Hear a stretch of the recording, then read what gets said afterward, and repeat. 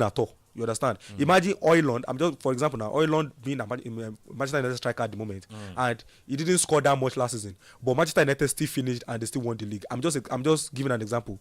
You know, the pressure won't be on him as what happened last season, because he's the striker. You have to score goals. You have to do this. You have to do that. There was a time Karim Benzema was the striker for Real Madrid, and he wasn't scoring that much. I remembered Morata was on the bench and he still had more goals than the starting Benzema. And the pressure was not on him, because though he was doing other aspects of the game, but imagine the likes of Ronaldo and Bale. They brought in the goals. Firmino was Liverpool striker. He wasn't scoring that much. Mane and Salah brought in the goals. You know, not trying to justify their strikers, but they are kind of another profile of strikers. But I'm trying to tell you that when you have other players around you, the pressure, you know, it comes down, and even players perform when the player is not that much. You understand? So Osimhen coming to Liverpool would be a very good one for him. All right, I know you're a Man U fan, but thank God that you are not being sentimental. No. I'm a football fan first. Now, you know, because my friend and I were discussing this on phone yesterday. He called me and said, "Kings, how far are Kings? You think Osimhen coming to England will do well?" Because as we see a lot of Nigerians, doing well in their respective clubs, but when being transferred to another club, they do flop. This, that. I said, okay, well, I don't think so, because I said Liverpool would be the favorable team that will fit in Osimhen's style. So, but we kept argue this. I said, don't worry, we'll talk this morning. So, Man United, if he goes to Man United don't work for their strikers. That's because they don't have players to do that. It has been their tradition. No, because it is not their tradition. Even Man United, Chelsea, they don't work for strikers. You striker, you call me. You work together. I won't accept that for Manchester United. All right. I believe it is down to the strikers too. The striker that are playing for Manchester United for the past 3 seasons are not good enough. You see, one of the best quality of a striker, best skill a striker can have is positioning. If you don't have that, if you don't know how to position yourself, you don't perform much as a striker, because when the ball comes in, you are not there. Let me tell you, Manchester United has one of the best creators in football for the past 10 years in Bruno Fernandes. And when we had the likes of Cavani was old, but he was scoring goals for fun. You understand? Ronaldo came in, scored 18 league goals in his first season. How many goals does what did you call him? Edison Cavani. Edison Cavani scored for Manchester United that time. I couldn't remember, but he scored a lot of goals. The guy they bought from Atletico de Madrid wasn't it Falcao? No, Falcao was a very good striker. No, it was not. Really? Let's be realistic. Falcao was a very good striker when he was Atletico de Madrid. He scores goal. Yes. He played well for them. Yes. And now coming to Manchester United. He came to Manchester United. No, not Manchester United first. Not Manchester United. He went to Monaco. Manchester United loaned him from Monaco. At Monaco, he had a very serious injury that claimed almost a year of his career. So coming in at the back of that injury was not easy for him. Was not easy for him. So he also came in. He left Manchester United, went to Chelsea, didn't perform, went back to Monaco, didn't perform, and then in the second season of his Monaco stay, then he had the likes of Mbappe. After a 1 year injury and changing environment from France to England, it's a very difficult one for a striker. You understand? Especially coming to a Manchester United side that was struggling, transition period through Van Gaal. We had the likes of Van Gaal coming in after Jose Mourinho, David Moyes. Oh, yes. Exactly. So it is not difficult for him. It's very, very difficult for him. So he went back to Monaco, still didn't perform in his first season. His second season, he had Mbappe, Bernardo Silva, and everybody, and that is how he started growing into it. And then we saw it. So Falcao at Atletico Madrid was nice, was top notch. But when he went there, it wasn't that much. When he went to Monaco, then he had a very serious injury, came to Manchester United, didn't perform, came to Chelsea, didn't perform, then went back, still didn't perform, then the second season, then started performing. So that is it. He performed at Chelsea? No. He scored only 1 or 2 goals. That was it. Trust me, he didn't perform at all. It was very terrible in Chelsea. You sure? Very, very. So we didn't perform in Chelsea at all. But for that Manchester United... Igalo came into Manchester United and did pretty well. Odion Igalo, our Nigerian boy. So it is not like that. It's just Oiland, for example, does not have what is at this moment. His positioning is very, very terrible. You understand? When you look at the likes of Haaland, he doesn't do too much, But he seems to, even in the Norway national team, where the creativity is not that much, they only have Odegaard, he still scores goals. You understand? And it's not like he dribbles 2-3 players, but it's always at the right place at the right time. Look at strikers like Chicharito. They don't know how to do all those things, but they are always at the right place at the right time. Look at Jamie Vardy. When you want to look at a striker who has the best positioning that I've ever seen in my life, when you look at Cristiano Ronaldo, go to Jamie Vardy. Even Haaland admitted that he watches Jamie Vardy. Jamie Vardy is so, the way he runs, diagonal runs, the way he positions himself in the box. So these are striker moves, you understand? Højlund does not have it. You understand? So it is not about you dribbling, but how do you position yourself in the box? So, the code that coaches tell their players is, especially young players, try to be at the back of the defenders. So where the defender, you want to stay in a place where the defender, a defender, normal, they want to be able to see the ball and see you at the same time. Yes. But if you can stay in a place, you see Haaland, he's always running to the far pole. Because when he runs to the far pole, the defender will only see the ball and does not see him. You understand? So even if he changes his movement at the dying minute, it is only his teammate that is watching him that sees that movement. The defender is already watching his teammate, does not see Haaland. So that is how a striker moves. Højlund, I've never seen him does that. He has not done that. During this, he has not done that. Højlund, the Manchester United striker. Okay. So that is it. Even Jackson still get position here. So Chelsea fans are complaining about Jackson. He needs a lot of chances too, and he does too much. I don't know. He lets his dark side of him get over him, but he's always saying it's a mistake. You understand? The red card issue I'm saying now. But Jackson is a pretty good footballer, but being good is not good enough. You always have to be better, especially when you play for a top team like Chelsea, Manchester United. They want the best from you. You don't just want to be good. You have to be better every day. So. All right, Manchester City turned on the style to see top sports in Group G at the World Cup with an effective 5 goals to 2 win over Juventus yesterday. So the third straight victory for Pep Guardiola's side increases the chances of City avoiding a meeting with Real Madrid in the last 16, a fate that may now await Juventus. See, I was able to watch the first half yesterday for Manchester City versus Juventus, and I must tell you that what I saw was scary. Chai, Guardiola is back. As in, there is a reason why you see Guardiola being one of the most influential figure in football, modern football. He's just up there with anybody in the world. He's above everybody in the world. The setup at some points it was 2-3-5, some points it was 2-4-4. As in, starting from the back now, 2 defenders, 4 midfielders, 4 attackers. Sometimes it is 3-2-5. Sometimes they set up in a 4-4-2. So this is something that is always a step ahead of everybody. And when you look at those players, there is a saying that says, a coach is as good as his players. It's players. So when the players are not so good, there's nothing the coach can do. A coach who has a plan, but the players have to execute it. And that's what we saw last season with Guardiola. He was able to guide them to a top 4 finish, but at the same time, we saw that was not the Guardiola team that we knew. We always know. So, but now, with these players, Omar Mamouche, that guy is so good. We have Tijani. Tijani is so good. Matheus Nunes proving that he can be that Walker replacement. Aït-Nouri on another level. See Aït-Nouri's pass in that first half for Doku's goal. That is class. You understand? So, but Guardiola is a coach that we all know that he knows how to get the best out of his players. As a coach, what do you think happened to Pep Guardiola last season? He lost the cock. He lost it. See, this is it. For a coach, the most important position on the pitch is the defensive midfielder, sincerely speaking. And as a coach, you overthink yourself. Let me make an example for you. Okay. During the I couldn't remember that exact year, but it was Manchester City versus Chelsea in the final, Champions League final, and I was a very young. I was still at EXU, so and I came into the ball house and I saw the lineup and I saw that Gundogan was the one playing for no defensive midfielder. They had Rodri and Fernandinho on the bench, and I said, Guardiola don't lose this match. Why you no go start for? And the person where they sit down for that was sitting down in front of me, he just turned to me and said, "You sabi pass professor of football." I said, it's not about sabi pass. We all know Guardiola. Guardiola is an overthinker, especially when it comes to football. He might not sleep overnight. You understand?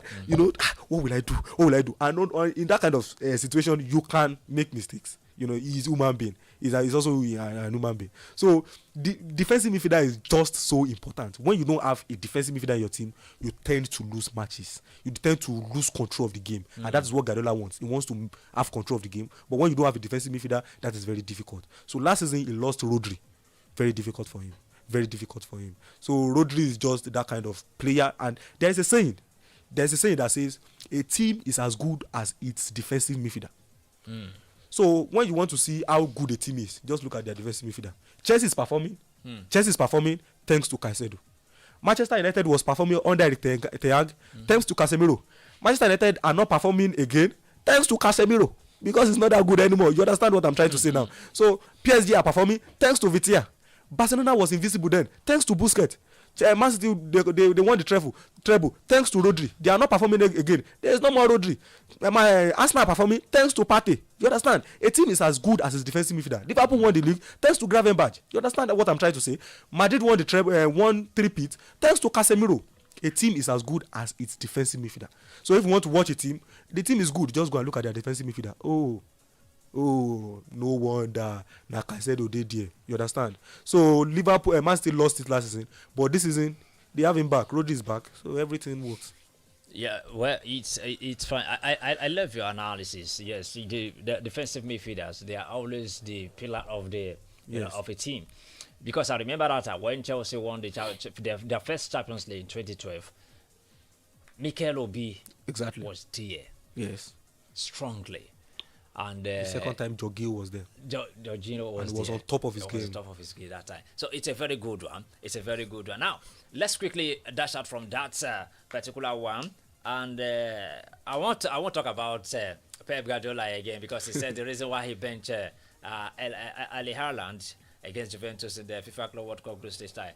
Man City, a win for the Premier League Giants would ensure the top to the group with a maximum of 9 points, while Juventus would still sit in second place with the 6 points. Now, away from that, all round of 16 features confirmed.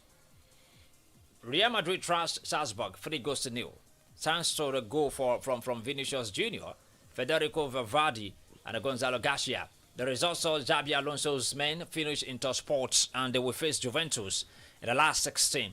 Al Hilal beat Pachuca 2-1 and will take on Manchester City. In other features confirmed, Inter Milan will face Fluminense, and Monterrey are up against Borussia Dortmund. Benfica will play Chelsea on Saturday.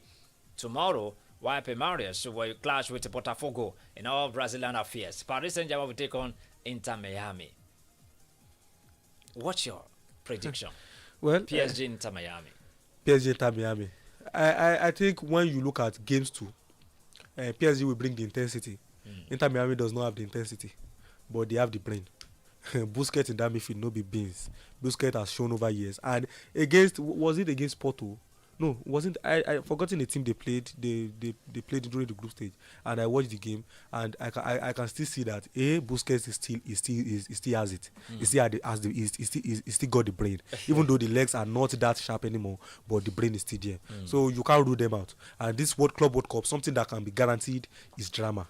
Expect drama. That is why even Man City versus Al Ahly is something that I want to watch, a match that I'm looking forward to, because Al Ahly has shown that they can stand the best, and they have one of the best squad in the world, though. Not even really? Yes, best squad in the world, because what they've got in their midfield is top notch. So Milinkovic Savic, Ruben Neves, and some other players, Malcolm on the wing, Leonard as a striker. So, but as we can see, as we can expect, we can just hope that PSG does not, bring a shame to European fans, because as much as we are football fans too, we are European fans. We watch European football, and we believe that European football is higher than every other football. So, but I know that Messi, Suarez, Busquets, Jordi Alba, and as well as Mascherano, their coach, will be looking forward to that match, and they will be preparing all hands on deck to make sure it is not easy for PSG. All the African representatives have been eliminated from the 2025 World Cup. I don't know what is happening to Africa. I will quote Coach Daniel Gumodede. He said, I think it was yesterday or 2 days ago, he said he's not even talking about the whole Africa now, talking about Nigerian, that for a Nigerian team to participate in the Club World Cup, that for us to reach that level, it will take the next 5 to 10 years. And I think that's a very realistic something. So for why did he say that? You have to be realistic with yourself. The intensity of the Nigerian Premier League at the moment is still not top notch. It's still not high. We can't even compete with our fellow African teams. No Nigerian team now for the past 10 years have gotten into the quarterfinal of the CAF. CAF Champions League. Yeah. So we are underperforming. So for us to compete at the Club World Cup, we have to get it right in the CAF Champions League first, and that is something that we are working towards to. And it still comes down to the Nigerian Premier League. The intensity is not that high, and that is because we still have older players that are so much.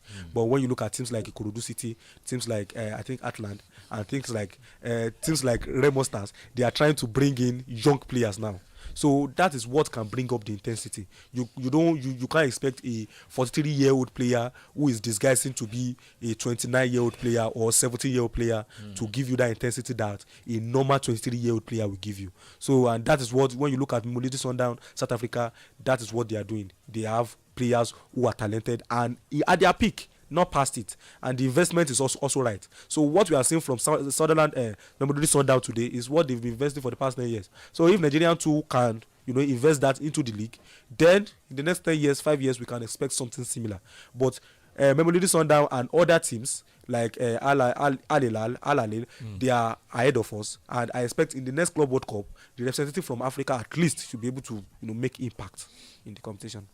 All right, 37-year-old Benfica Argentine winger Igor Maria has emerged as one of the tournament's joint top scorer in the Club FIFA World Cup. He has found the net 3 times so far in the competition. Di Maria opened his tally with a goal in Benfica's opening group features, a 3-2 draw against Boca Juniors, and he followed it up with a brilliant brace in the emphatic 6 goals to the new demolition of Auckland City. And which other one again? However, the former Real Madrid and Paris Saint-Germain forward was unable to score in Benfica's final group game. Narrow lane win over Bayern Munich. So, the list of top scorers at the FIFA Club World Cup 2025 so far: 3 goals. Those who has 3 goals.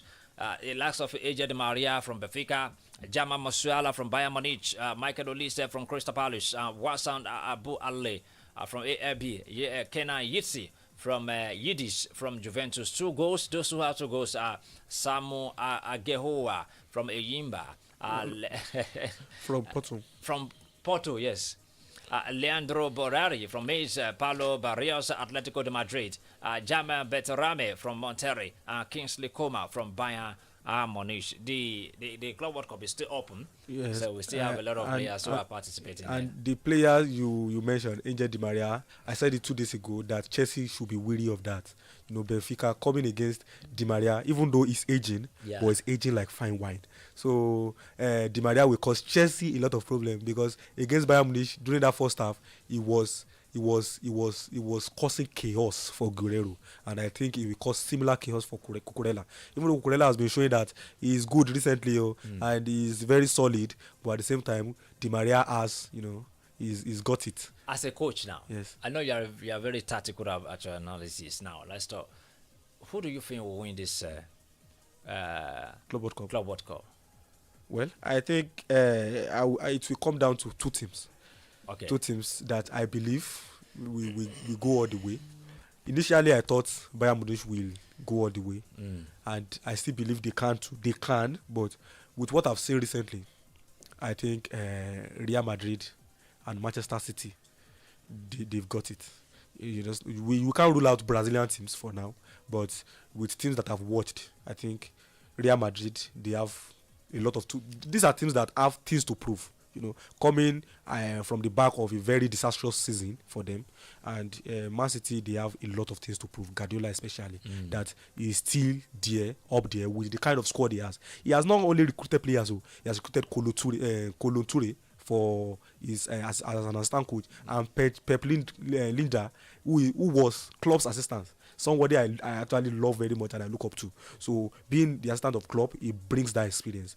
Coming into to be an assistant for Pep Guardiola. So these are coaches that with new minds, he has ditched his old assistant coaches, because they are a little bit older, but now bringing in young bloods, this is something to show us that he's not messing around. And the same thing from Real Madrid, they have Xabi Alonso, who we already know that he's a very innovative and creative coach, who has proven over time, in this short period of time, that he has what it takes to win, even with a very minimal squad.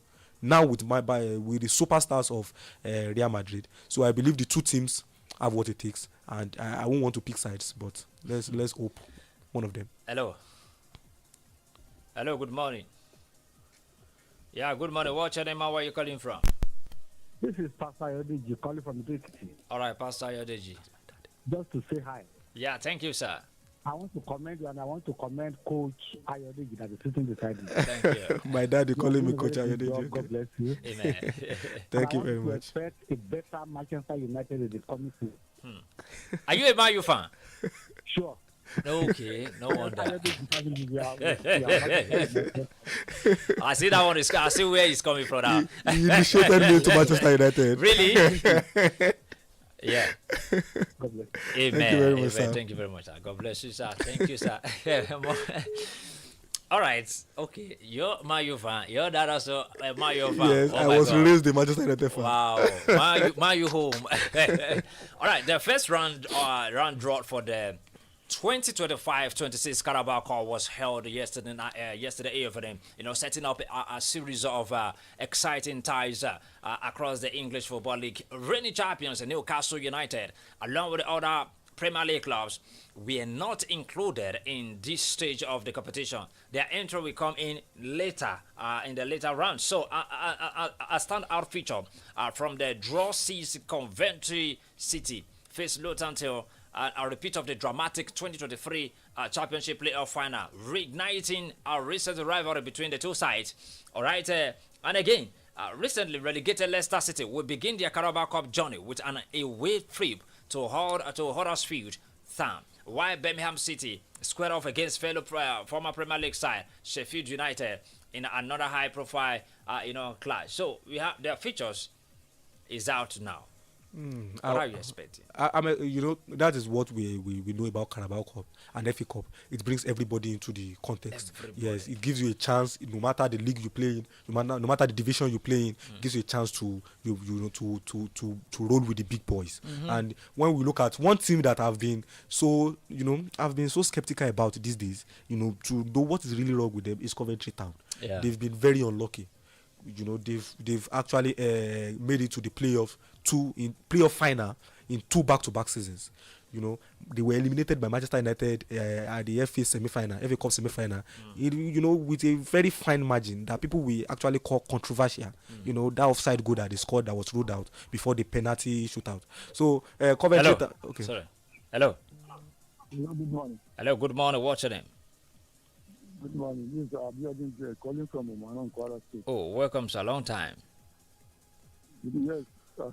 So it is just, well, I just want to say hi to you and our coach analyst. In fact, Thank you very much. enjoying you since morning, and I pray that Thank you. God will continue to bless you. Amen. And the entire Adamimogo, because you are enlightening us with all these things. Thank you very much. Secondly, so he has mentioned my team and Man City team. And that is how You are a Man City. and after everything said and done, Real Madrid will carry the cost. Wow, that's good. That's good. I love that. He said much confident. He said something that Real Madrid will take on the Champions League last season, but eventually they lost. Who said that? The man called. Okay, said Madrid. He's a very good Real Madrid fan. Real Madrid fan. Yeah. Well, everybody expects Madrid to win all the big trophies. That is the expectation. But the reality is different because big name does not win trophy. It's about the 11 players you put on the pitch. Yeah. So, Kylian Mbappe has accused his former club Paris Saint-Germain of moral harassment in the legal filing. The Paris prosecutor's office, said that confirmed it yesterday. An investigation had been opened. So France captain Mbappe is also embroiled in a court battle with PSG to obtain the 55 million euros. That's about $64.4 million in unpaid wages and bonuses. He says the club owes him. well, I don't know. I don't understand why PSG will give him that lucrative contract. That contract was so much. The contract for his last contract is signed, and when they know they can't keep up to the expectation or to the agreement. Yeah. So if that is true, because I've seen it over news too for the past few weeks, and that is true. So he has every right to drag it to court. He's a French national team, but this is money.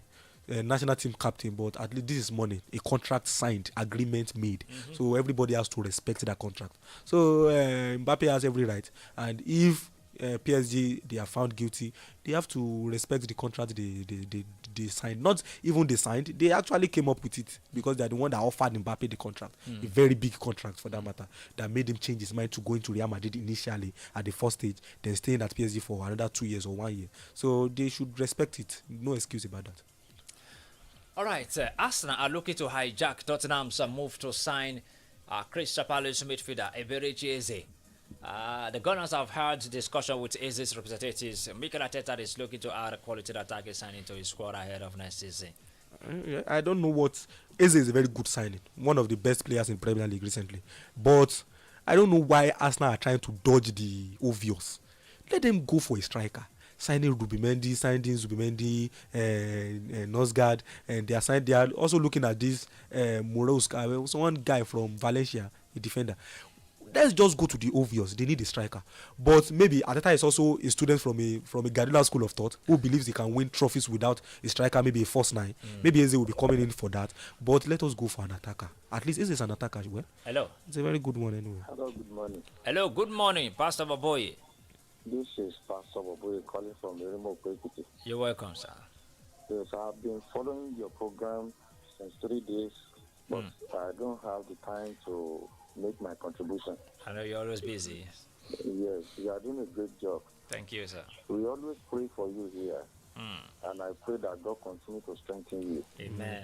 I really appreciate our coach in the studios. Thank you very much, sir. God bless you, sir. Thank you very much, sir. Yes, concerning the Club World Cup that is ongoing, yes, we are enjoying ourselves at home at this moment, and everybody believes that the better team will surely carry the trophy.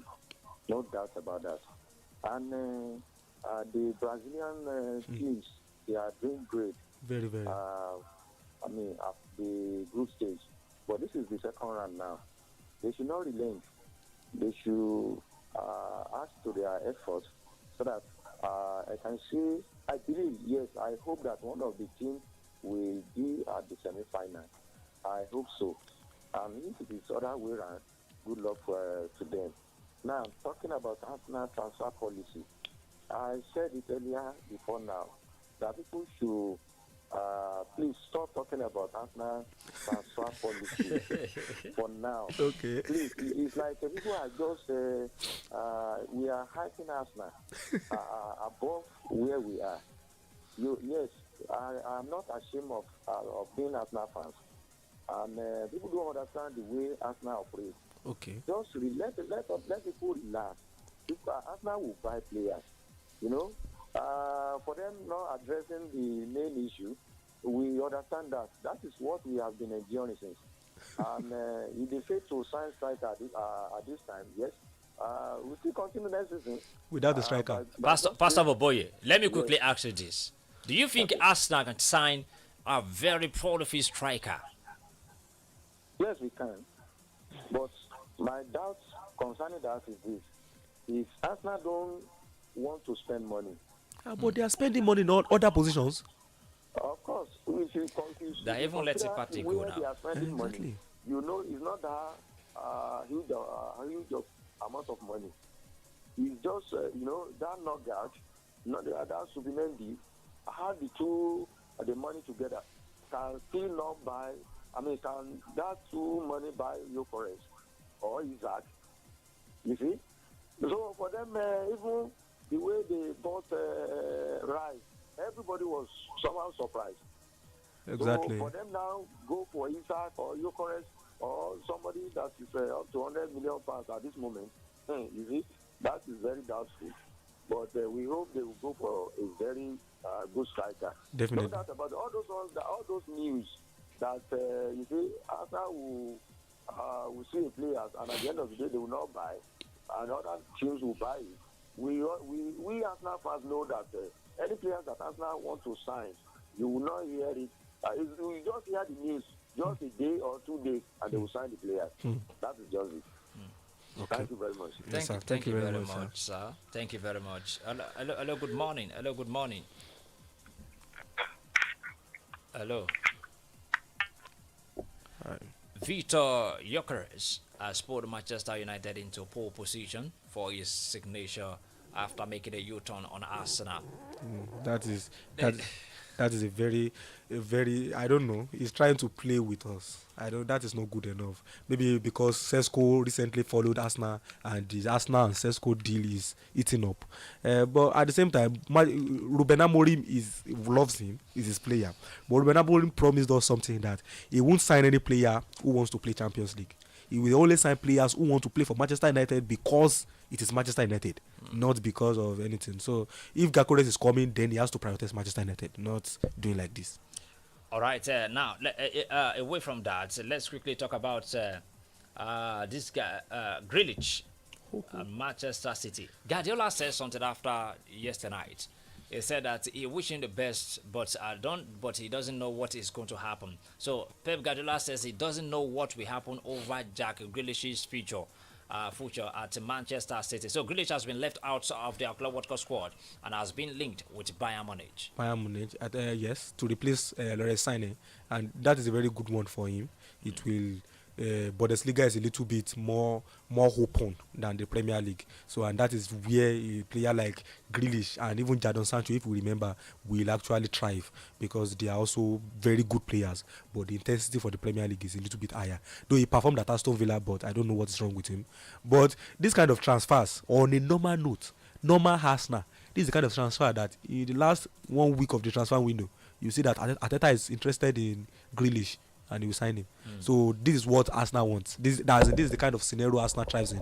But I don't see that happening this season. But we can't rule it out. Even though there's no link at the moment, but we can't rule it out. This Eze, if they can't sign Eze, because Eze will be, we worth almost 60 million, and Eze and Grealish has a little similar profile. So if they can't find him, then Grealish will come in cheap, 15 million, 20 million for Grealish, and you have him. So maybe Arteta, and he has worked with Grealish at Manchester City. So the relationship is there. Talking about Arsenal and Arteta, Arsenal they have agreed to a deal to sign Christian Nogard from Brentford. So Gunners are also edging closer to complete moves for Martins Zubimendi and Kifari Zabalaga. Gunners also want to bring a striker. So let me quickly say this.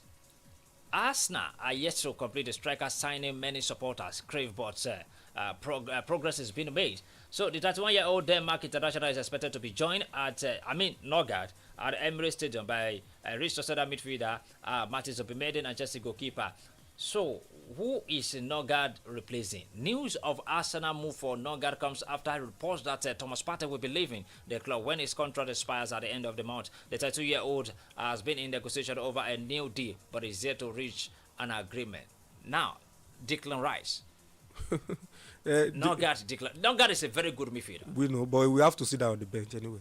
So yes, because Zubimendi is a better midfielder unless he doesn't get it in the Premier League. So Zubimendi will be the one to start in the defensive midfield role, giving Rice the opportunity to roll around as he used to be. So, but Nogard is just coming in as a cover. You understand? So, and that is what Arsenal wants. Someone, that squad depth to take them all along the season. But losing Thomas Partey is still a very big mistake at this point. I would have loved to see Thomas Partey and Zubimendi at least play a season together, interswitching with each other, then Zubimendi, fully grown into the Premier League before they let Partey go. So, but let us see how the season goes, because they are both two good players. All right, this is how far we can go to today's edition of Sport Extra. We'll be back next week more for another edition. My name is Kingsley Iniovosa.